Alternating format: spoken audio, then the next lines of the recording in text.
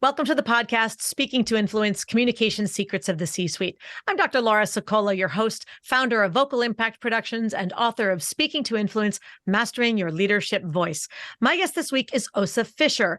Ossa is the president of Aurora Innovation, developing the technology of self-driving cars and trucks and providing the benefits safely, quickly, and broadly. She's married going on 18 years now with 2 teenage daughters, and she lives in Texas after spending her childhood in Sweden and the San Francisco Bay Area. Ossa, welcome to the show. Thanks. So glad to be here. What's your fun fact?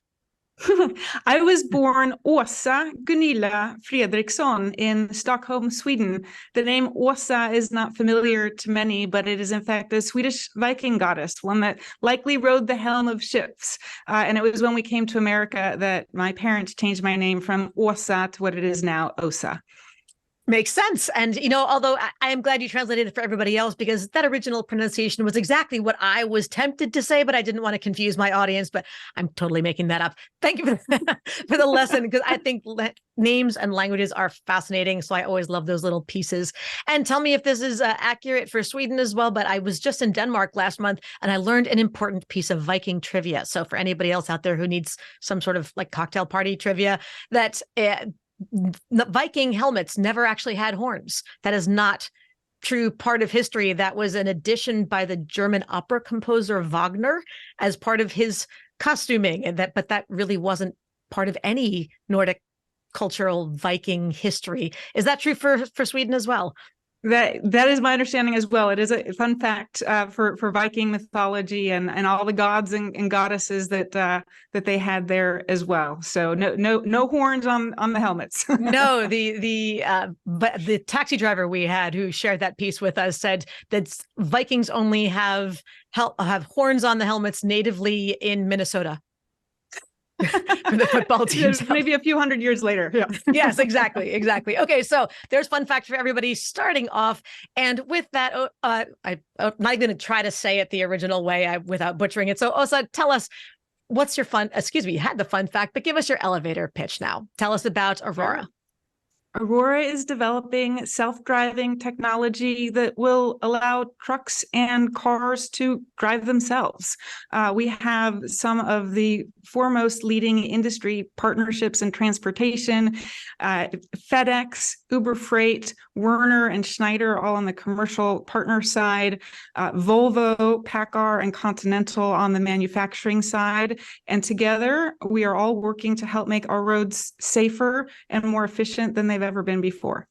Beautiful. And I know that just about everybody still thinks about self-driving cars as being this sci-fi fiction-like movie situation, but it's pretty much upon us, isn't it?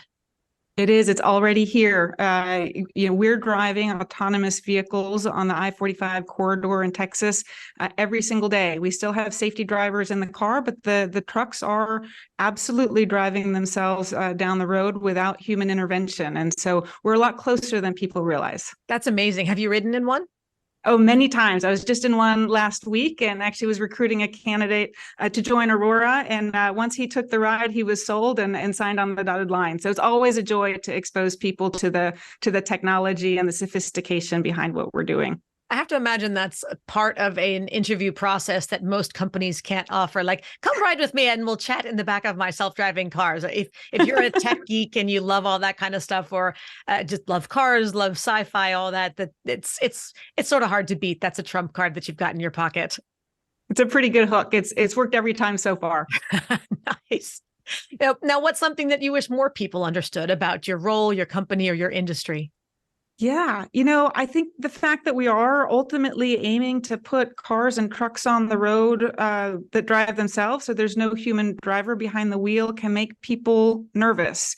And in my role as president, I do a lot of externally facing work with a multitude of different audiences. And so I need to consider everyone from the general population, my neighbor down the street, to our customers who would ultimately pay for this service, to the government regulators and agencies that need to ensure that citizens are being protected and safe, all the way to investors who care a lot about how the company is performing. And so as I think about those different audiences and what it'll take, not just to get them comfortable with Aurora and what we're doing, but excited and inspired, there's a lot of customization to do in each of those messages. And what's a difference that you might use when you personally, we're not just talking about the brand messaging of the company, but when you're talking to, are you talking to regulators, you're talking to neighbors, you're talking to investors, what's a distinction you'd make? Yes. So for me specifically, I can give two examples when I was meeting with two different types of people. A couple of weeks ago, we were meeting with a regulatory agency, and they cared very much about how the public would perceive Aurora driving down public roads without a human in the driver's seat. For a regulatory agency, what they cared about was our robust safety case framework, the discipline that we apply within the company to all the safety measures, whether it be cultural measures or technological measures. And we took them through real in-depth there. In the very next week, I was speaking with a media reporter, and from their perspective, they wanted to know how a grandma or a teacher or a mother or a father might react to Aurora driving down the street. And there, it was much more impactful to talk about how we had evaded a ladder in the road and how we had seen a pedestrian 100 feet ahead and been able to change lanes and slow down in anticipation. And so a much more concrete, explicit example for the general public versus a regulatory agency. Yeah, I would imagine that the individuals that you're talking to want to know that they're not going to get hit. It's a whole lot more, you use the word concrete, examples, kind of literal. You don't want to hit the concrete at any point. So to know that you have that capacity to redirect, that's amazing to think of it in such immediately personal terms. Thank you. Yeah, it is a lot of show, not tell, and we do use a lot of video and imaging to lend proof points to the stories and the examples that we've already experienced on the road today. Absolutely. The case study becomes so much more valuable at that point. Now, when have you allowed yourself to be emotionally vulnerable with your team, and how did that impact your relationship moving forward?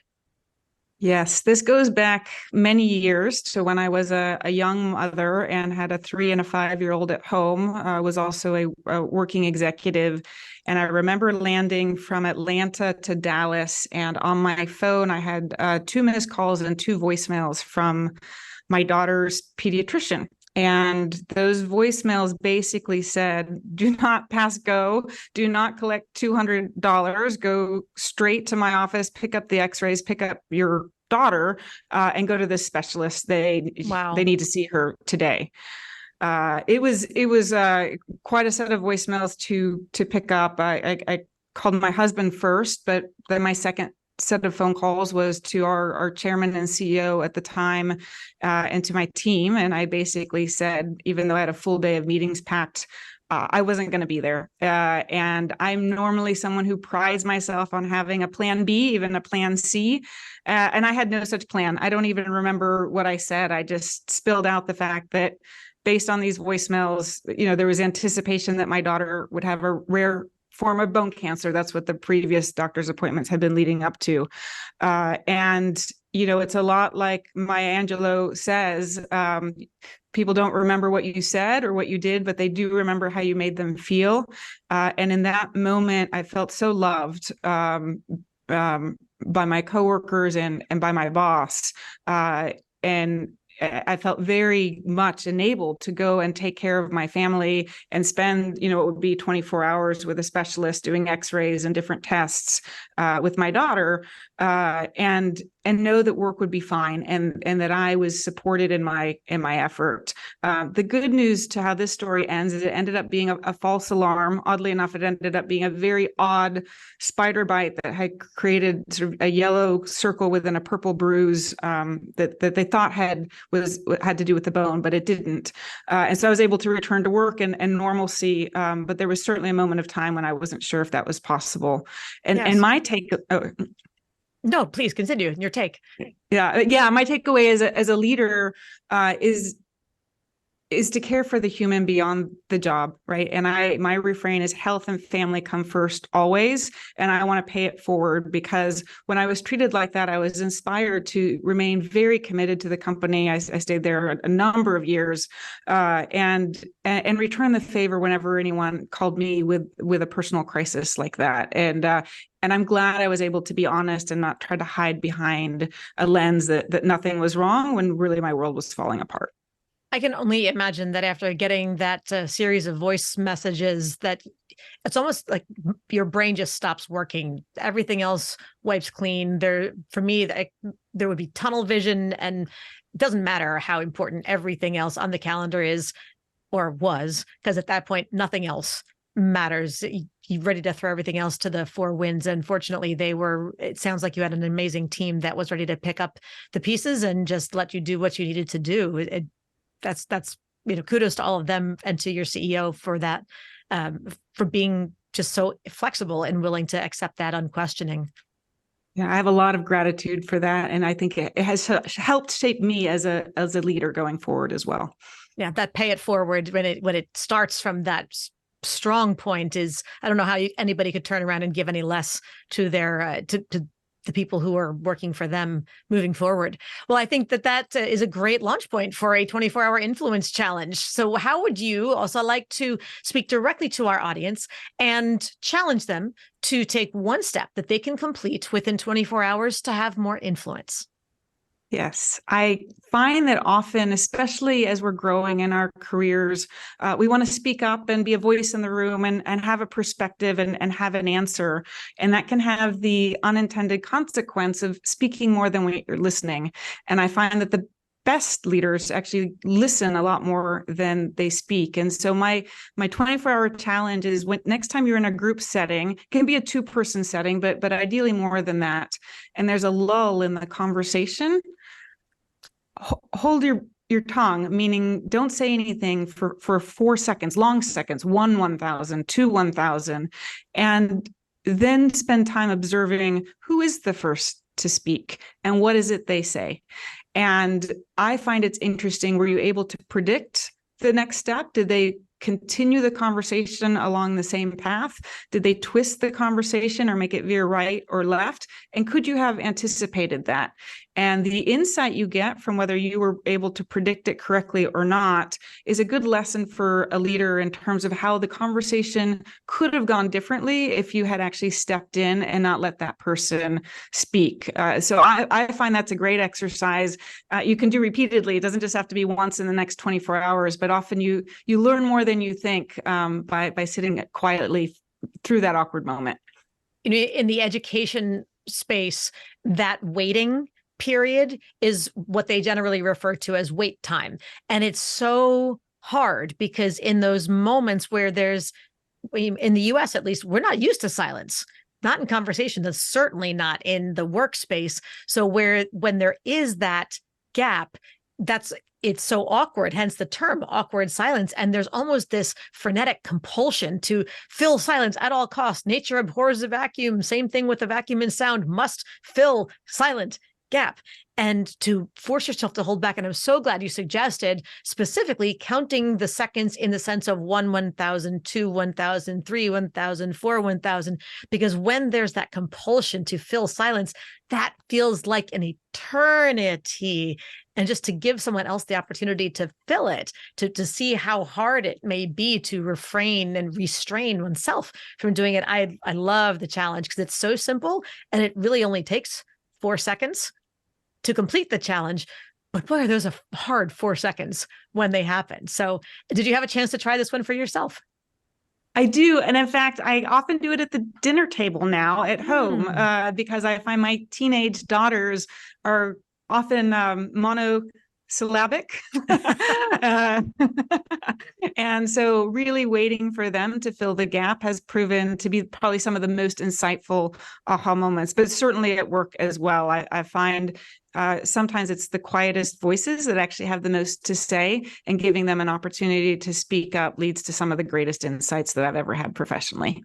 Yes, yes. And I think it just goes to show also that all of these things that we are talking about on the show and in conversations about leadership and about human resources, whatever, people are people. And yes, there may be a slight difference in application depending on the power differential and the context and whether it's personal or professional, et cetera. But it really does apply to all people. And what we teach in the workplace is just as relevant at home. Not to say that you should treat your children like employees or your employees like your children, but the principles are still there. And so to, yes, do this at home, or I should say in the office per the original challenge, but I'm going to do an extension for extra credit for everybody out there. And yes, once you've done it at home, or I keep saying that, but you know what? I don't care which order you do it in. Do it at home and do it at the office.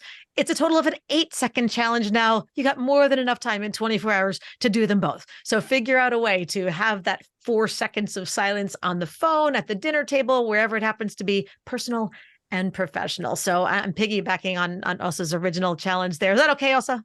Yeah, and I agree. They reinforce each other. Being a good, strong parent or spouse makes you a better executive or leader at work, and vice versa. So they're reinforcing traits for sure.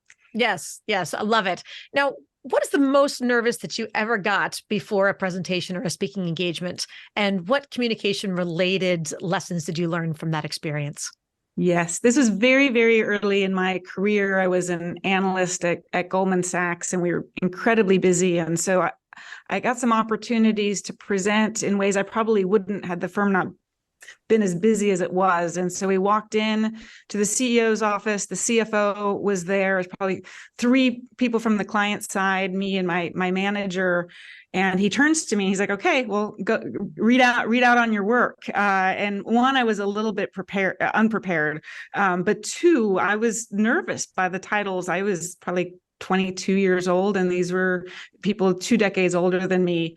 And my voice quivered and quavered, and I worked my way through the slides, but boy, was it painful. And I did not deliver it in an energetic storytelling fashion like I would have liked to believe that I could have.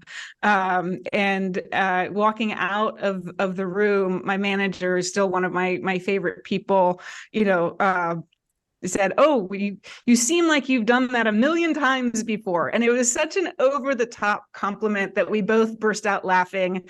And he said it was going to be okay. It was a long-standing client. But since then, I've worked on some tips to just help myself calm the nerves, because half the time, the content, it's the nerves that take over. And so there's some fun tips. One is just touching each of your fingers with your thumb and holding it for about a second. That increases blood circulation and takes the blood kind of away from your heart and into the areas of your body that need it more naturally. Wiggling your toes works as well. Doing the 4 box of breathing, meaning inhaling for 4 seconds, holding for 4 seconds, exhaling for 4 seconds, holding for 4 seconds, repeat, helps a lot. And then my favorite, which is probably the one I use most often even today, is I find the person at the table who I think I make up a story that they're rooting for me genuinely. Like it's my best friend or my mom. And whenever I start presenting, I look at them directly. I make direct eye contact, and I kind of lean into that relationship as a one-on-one conversation. That calms the nerves. And then after a few minutes of looking at them, I can look around the room, and it's like nothing ever happened. So all of those are little tips and tricks I've learned along the way. Those are amazing. And thank you for all of them. I'm sure everybody out there was like, "I'll take any tips I can get. Please help me understand how to calm those nerves." I like the fingertip touching piece, just the, touch your index finger, your middle finger, ring finger, pinky finger, and go back and forth a few times and it gives you something else to focus on, if nothing else, is that literal point of contact.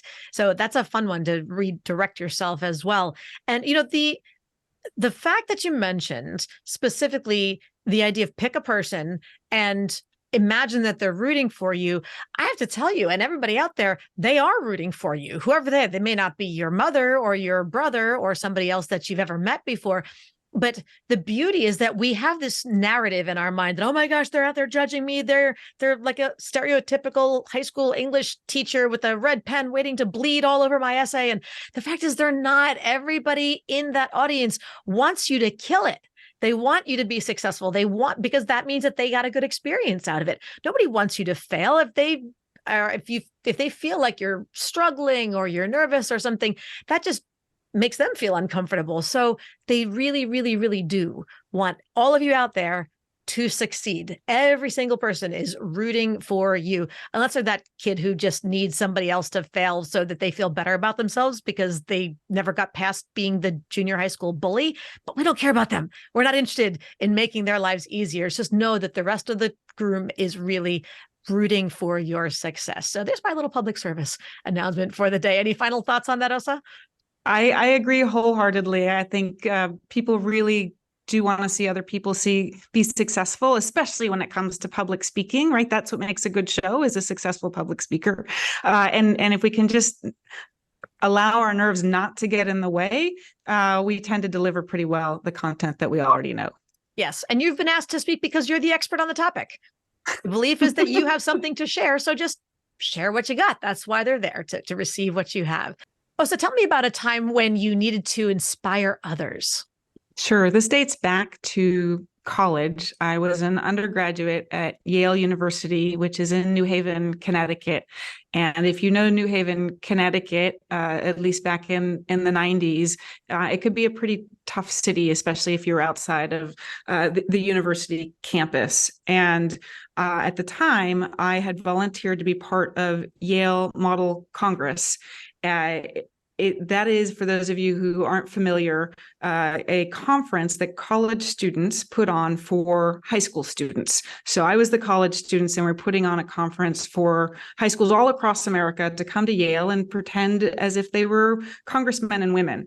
It's a pretty fun experience, and I was disappointed to see that our local New Haven high schools, who were minutes away from campus, weren't participating. And I felt it was my mission to ensure that our local high schoolers could experience the magic and the mystique of a campus as beautiful as Yale. And so I set about recruiting some local high school students to try to encourage them to participate in the Congress. And it was a journey that I will never forget, more difficult than I had anticipated. I went to the local high school and got to know the social studies teacher, and was able to give my pitch to the high schoolers, who met me with a pretty dead stare. They were busy and not that interested. And I thought on my first attempt that I had failed. But then I realized that maybe I should ask them questions about what's on their mind and what they're thinking about when they're hearing about this opportunity, and why they may or may not be interested. And I learned some fascinating things. I thought maybe they didn't think it was cool or interesting to be able to write congressional laws or act like congressmen and women, but it wasn't that at all. They were actually worried about transportation. They didn't know how they were going to get to the Yale campus, and more importantly, home at night when bus service was sparing. And so that was a problem I could solve. I rented a 15-passenger van and was able to carpool students with permission slips to and from the campus. And it was understanding that their needs fundamentally and their questions were fundamentally on a different plane than what I thought they would be, that allowed us to start to make a connection. I think the second level of awareness I gained is they needed to get to know me a little bit. I was this random student from Yale. Why should they trust, like, or even spend time with me? And so as I started to share a little bit more about my background, the music I listened to, which was not cool, but it was funny, and I got to know them a little bit better, they opened up. And I ended up recruiting a cohort of 15 high school students who participated fully and wrote bills about things that affected their lives: incarceration, family planning, support, food support, and transportation programs. And of the 15, 14 ended up passing their bills that weekend in conference. And it was just a very special journey for me. And I learned and was more inspired by them, whereas I did set out to inspire them. Let me take that back. It was an incredibly rewarding journey. I learned more from them than I'm sure they learned from me. And it's definitely helped me think through how to influence and inspire people going forward. I can imagine that when you have those moments, and I've certainly had them as well, where when we're not getting the original feedback or response that we're looking for, we're not getting the enthusiasm, we're getting the stare of some sort, our brain can often go into assumptions as far as what our natural guess is with regard to why aren't they interested? Is it because I did this, or because they aren't that? Is it? And then, so kudos to you for having the insight just to take a step back and say, let me just check. Do you recall what the question was, how you opened to say, like, was it are you interested? Is it how did you poke just enough to crack open the shell and have them say things like, how do we get there? I mean, it's so simple. And I think it was actually not in the full group setting. So I gave my pitch, I got the blank stares and was about ready to give up. And then I saw a girl looking at me, and I kind of walked over to her quietly while others were in homeroom. And I kind of said, what's on your mind? You look interested, but you're not saying anything. And that's when she opened up to me. And so I think sometimes those one-on-one conversations lead to much greater insights that actually apply to the entire group.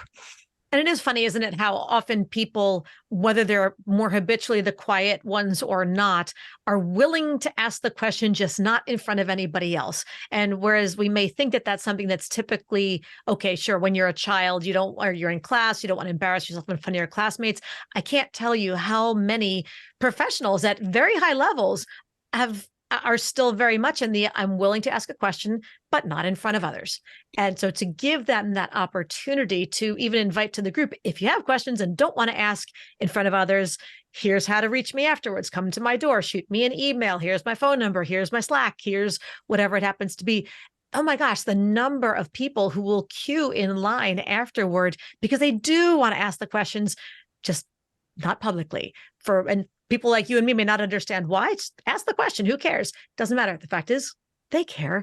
And to give that back door of access to information, look at that. 14 out of 15 bills were passed, and all those kids had that amazing experience at Yale, of all places, that they never otherwise would have had the chance to do.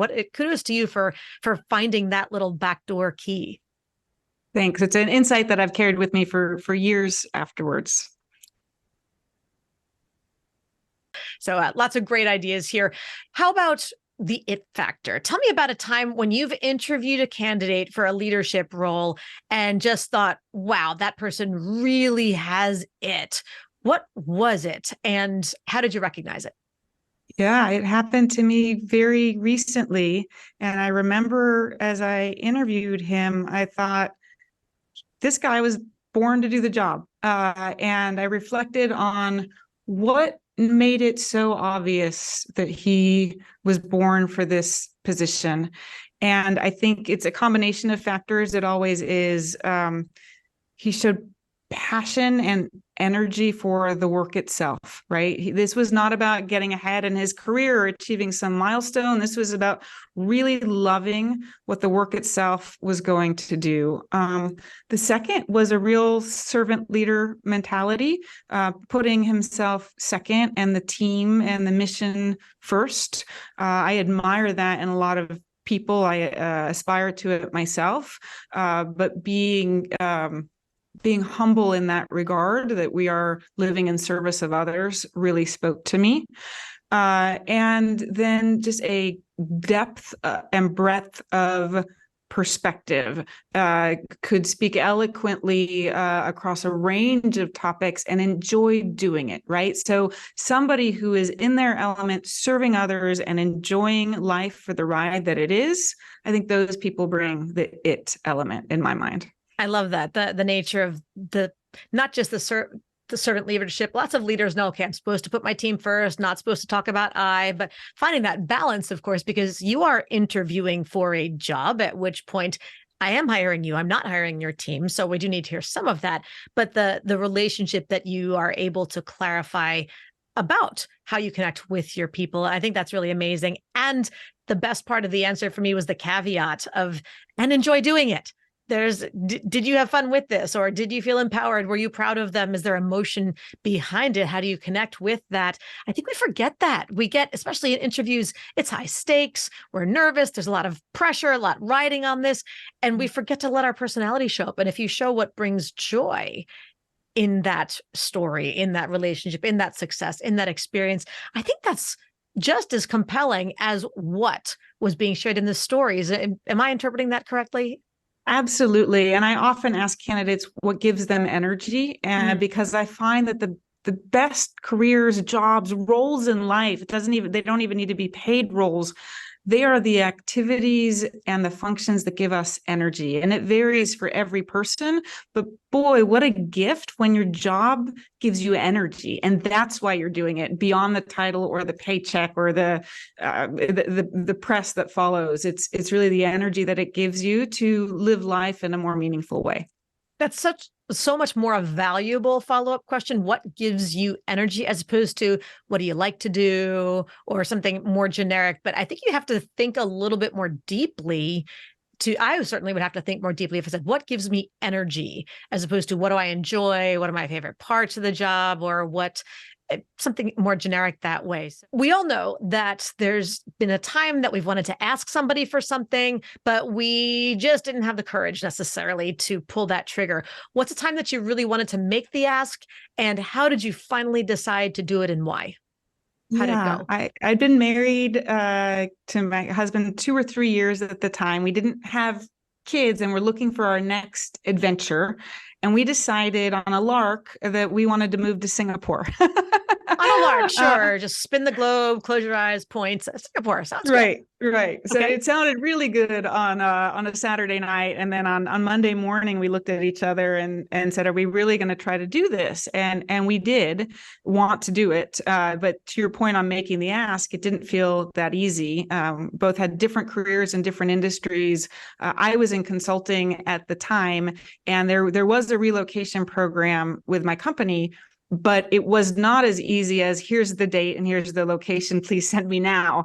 In fact, you had to put your name in a hat. There were a multitude of different locations where you could end up, and also a multitude of different timeframes. And so I needed to work through a strategy where I could land on a specific date and location so that my husband and I could show up there at the same time and not be apart for the 6 months or however long we were going to be abroad. And so I started socializing with my mentors and confidants on, is this an impossible idea, or can I get this done? And I got their advice. So going to a trusted source first, I think, is always a good bet. And then, as we talked about earlier, about making it in service of others, how this would make me a better employee over time, what I would learn there, why specifically Singapore spoke to me as a location, and what I thought I could bring back to the organization after a specific tour of duty.